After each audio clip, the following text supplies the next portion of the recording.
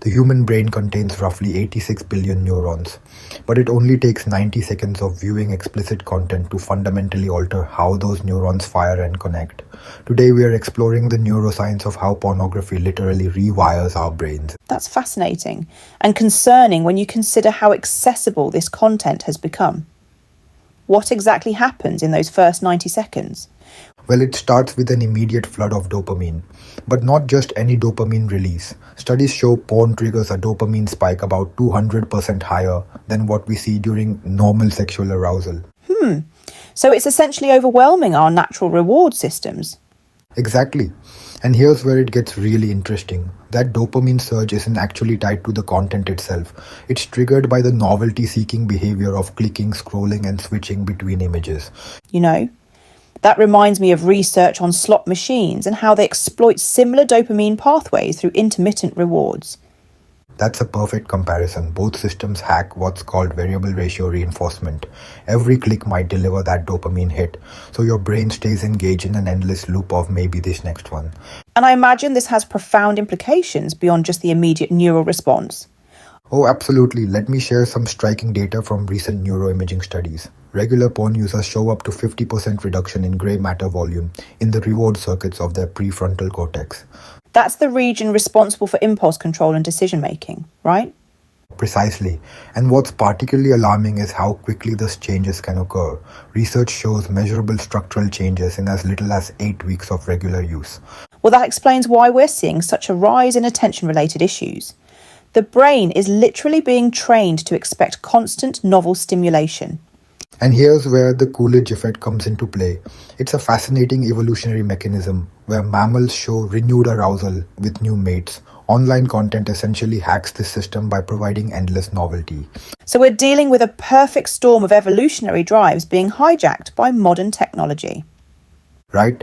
And it creates what neuroscientists call supernormal stimuli, artificial inputs that trigger our natural responses in an exaggerated way. Think of it like processed food for your brain. That's actually a brilliant analogy. Just like how processed food overwhelms our natural taste receptors. Exactly. And just like processed food, the more you consume, the less satisfaction you get from natural sources. Users often report becoming numb to normal pleasures, not just sexual, but across all areas of life. That's because dopamine isn't just about pleasure. It's our motivation neurotransmitter, right? Correct. When you flood those circuits artificially, it impacts everything from your ability to focus at work to how you experience joy in everyday moments. Studies show up to 60% of regular users report decreased motivation in other life areas. You know what's fascinating? The parallels between this and what we're learning about social media addiction.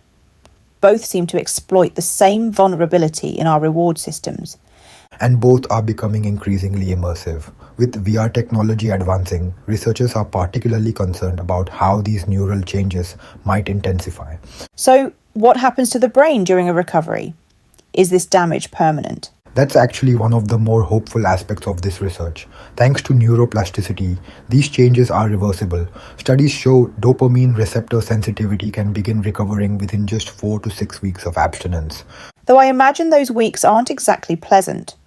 No, users typically report intense withdrawal symptoms, anxiety, depression, insomnia. Very similar to what we see with drug withdrawal. About 70% report significant mood disruption in the first month. But understanding the mechanism probably helps people push through that, right? Knowing it's their brain chemistry rebalancing rather than something being wrong with them. That's exactly why this research is so important. When people understand the neuroscience, it shifts from being a moral issue to a practical one about brain health. And what about the long-term recovery outlook? The data is encouraging. After 90 days of abstinence, most users report significant improvements in focus, motivation, and emotional regulation. Brain scans show restoration of grey matter volume.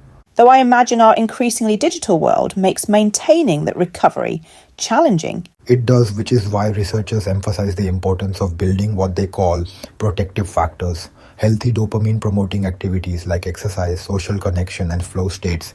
That makes sense. You're essentially retraining those neural pathways to respond to natural rewards again. And the benefits extend far beyond just breaking the addiction. Users report improved relationships, better sleep, increased productivity, essentially a global upgrade in quality of life. It really highlights how interconnected our brain's reward systems are with every aspect of our well-being. And that's perhaps the most important takeaway. In trying to hack our pleasure circuits, we often end up dampening our capacity for real joy and connection. Well, this has been incredibly enlightening, and honestly more scientific than I expected. That's exactly why this research matters. When we understand the neuroscience, we can make informed choices about how we interact with technology and protect our brain's natural capacity for pleasure and meaning.